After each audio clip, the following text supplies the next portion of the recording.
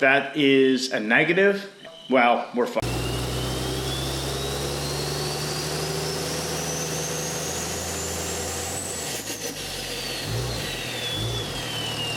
Hello guys, welcome to the channel, welcome back. If this is your first time stopping in, please subscribe to the channel.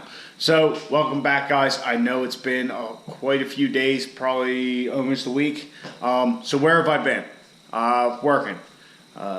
Tonight was the earliest I got home tonight, this week I should say. First night I've been able to get in the woods. Not that I saw anything other than squirrels, no deers. But yeah, we're wrapping up an outage at work and just had a lot of stuff going on. I got home at 8, 9, 10 o'clock, you know, that kind of thing. So really no time for the truck, no time pretty much for anything other than to eat and go to bed. So that's why there haven't been any videos. So if you're not someone who works in an industrial type setting, what an outage is basically part of the plant will go down for maintenance and repairs, and we'll fix a bunch of stuff and then bring the stuff back online. So that brings me to another point. What do I do for a living? I get a lot of these questions. People want to know what I do, you know, how I know how to do a lot of the stuff I know how to do. As far as the stuff on the truck, I pretty much taught myself a lot of this stuff, read up on it, and then just got my feet wet and did it. Also, my father, he has his big truck. He works on it himself. So when I was little, you know, we did a lot of, you know, a little bit of that here and there with him. Not a whole lot. Really, when I'm in a younger age, I had no interest in it. But I will certainly call him anytime I have a question or I can't figure anything out. Like with our rear drop, if you saw that video, I called him and, you know, between the two of us, we came up with the reason why we thought it wasn't sagging any. So, anyhow, like I said, I work in an industrial setting, and I really don't want to tell you where I work, but I will tell you that I am a mechanic, or a machinist, they call me at work, but really it's a mechanic, like a millwright, if you are familiar with the trades, is basically what I am. Like a rotating machinery tech, pretty much pumps, motors, fans, stuff like that. But I also weld, I solder, fit pipe, rig, pretty much just a jack of all mechanical trades is what I do at work. If I don't know how to do it, I will try and figure it out, or I will consult somebody and get them to help me do it. That kind of goes true with the truck as well. Pretty much we built this 10-second, 1,000 horsepower truck here in the garage. Just me and you guys. The only two things we didn't do was build the transmission or write the engine tuning. So that's a little bit of a background on me. Like I said, I'm working in an industrial setting. I'll give you another little hint in the power generation field.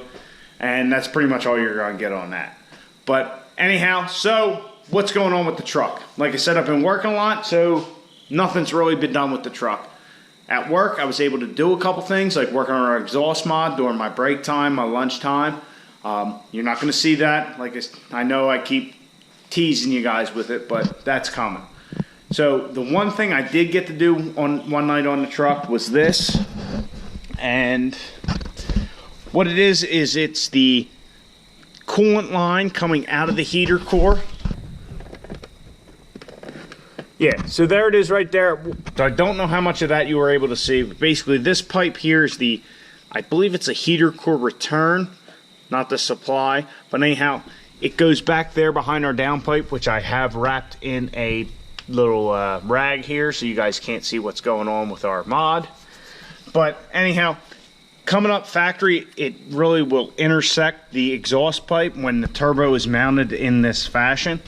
When it was down below, it was not an issue. If you bought the stainless diesel kit, I believe they give you a new line where you cut this pipe here. Down here you cut it, and then they give you a little piece of tubing, I guess, to connect it, and then a new pipe will come up and down over here. I took this line, bent it in a vise. Not the prettiest thing in the world, but it works. So I did that, and then I cut the hose that comes out of the heater core from the factory. I cut that down and 90'd it down into it. It will work. Like I said, not the prettiest, but it'll work. That is the only thing I have gotten done to the truck. Now, that being said, I have ordered quite a few parts for the truck, including our shocks for our new setup. Let me tell you this, ordering shocks for a non-factory situation, what a pain in the balls. It seems like everybody on the phone has no idea what the hell they're talking about. You know, they're just kind of looking off a manual, reading your numbers back, all the shit you can find online. But to really get what you want, you just got to dig in, find the PDFs, and find all the specs on the shocks. The one set of shocks that we're getting, I had to actually go through Summit Racing and just kind of click on every shock of that category to figure out what I wanted. Very time consuming and quite a pain in the ass. So that's where the truck stands. As far as the King of the Street challenge that I talked about in the last video, I had contacted Sarah, I believe it is, who runs all that. She is in charge of Smokin' Speed magazine. They put out a little publication of, I believe it's mostly like East Coast local stuff for as far as diesel competitions, pools, dynos, drag racing, that sort of thing.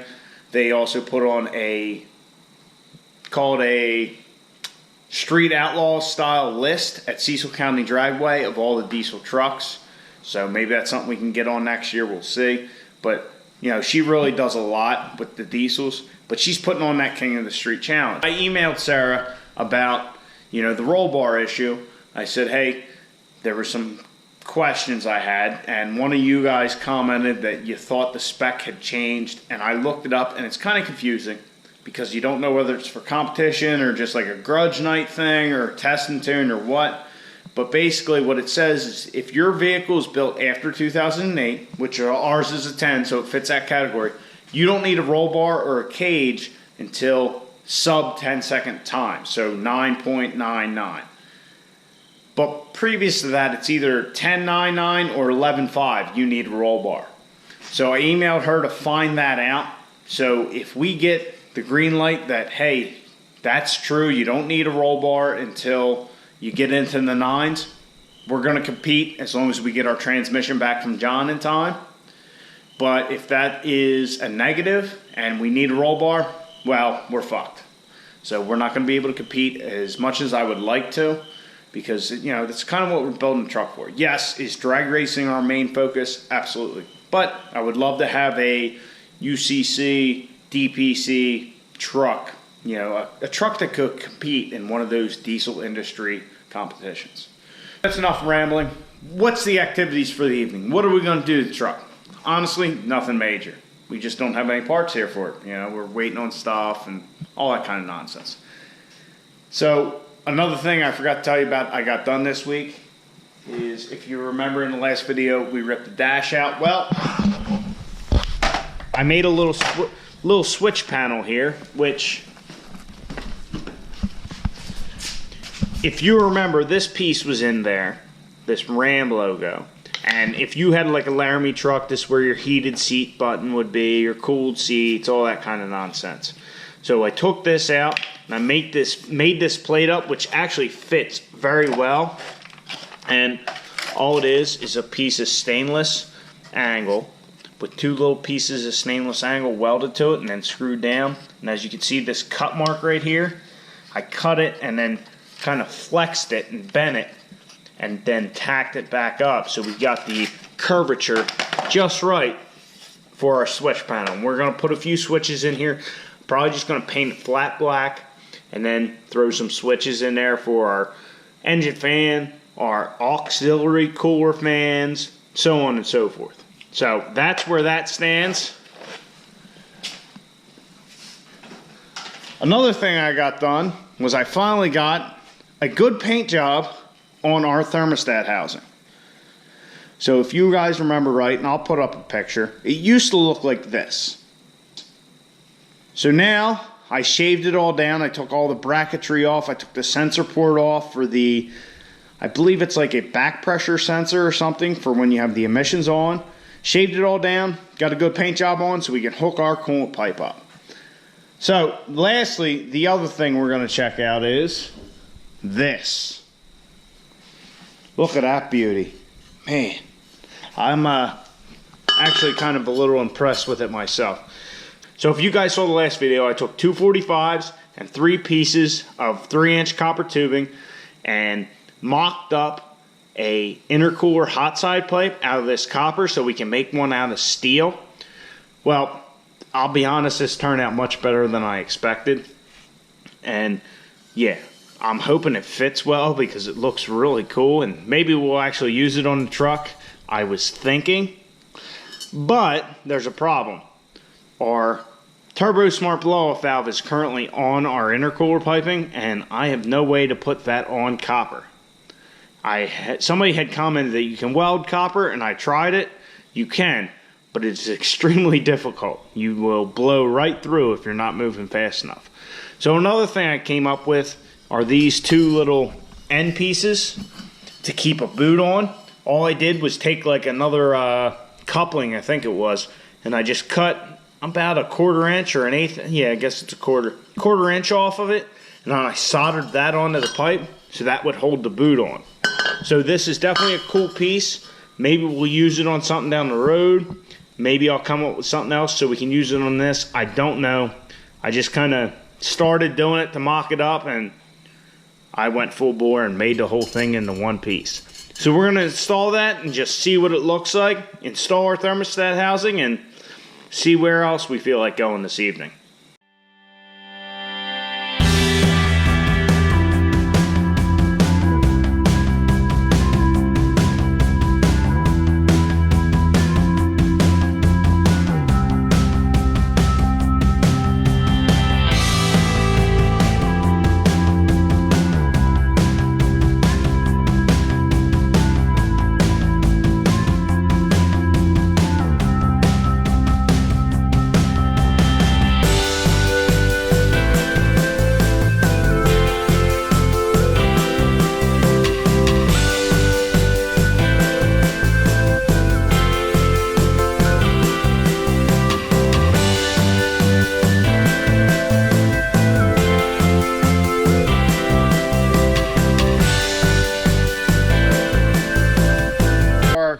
Thermostat housing's installed. As you can see, it's much cleaner than what it used to look like here.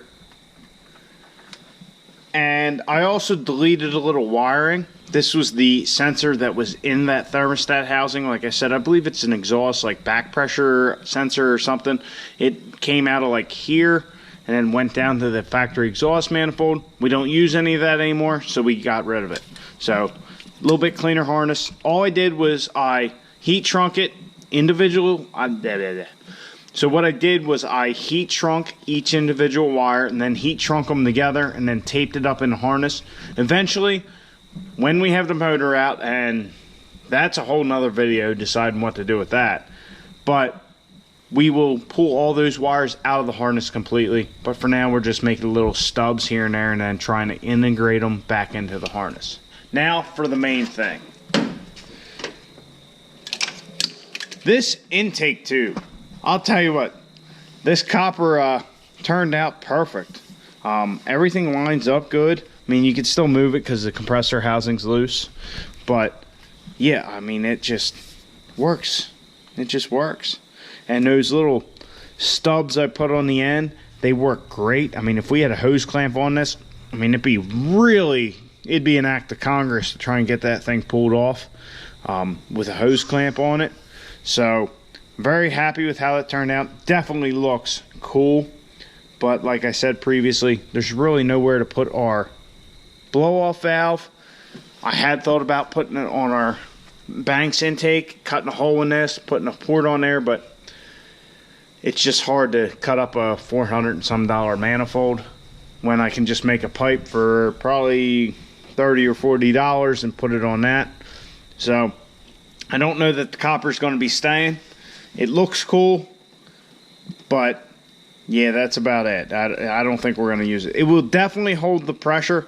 If you see right here, this joint, what I did was, if you know anything about sweating copper, I should say, I put the inner pipe in here. I sweat this joint.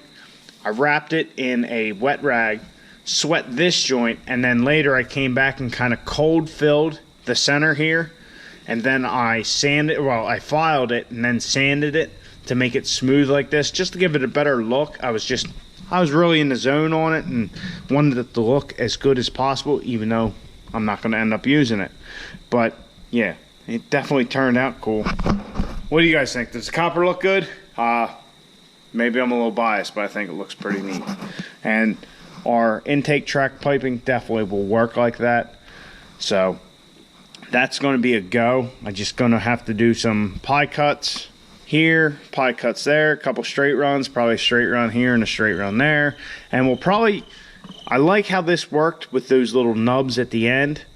Let me, yeah, of course it'll come off of there. Well, anyway, to make a lip like this on our pipe, I'll probably do the same thing I did here and just get an expanded piece of pipe, cut a section off, and then weld it on there. Just give us a nice ridge for our hose clamp to, you know, make sure that that hose seats properly.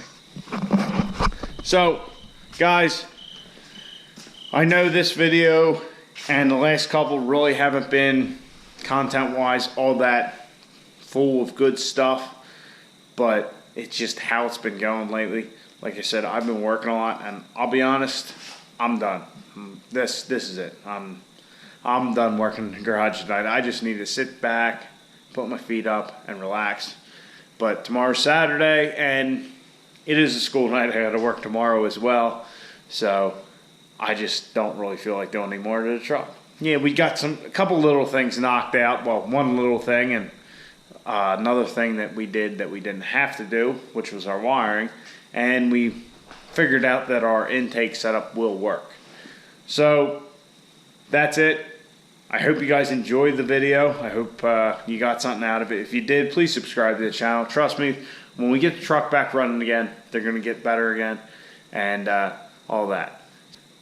You need to get out in your garage, get to working on your truck.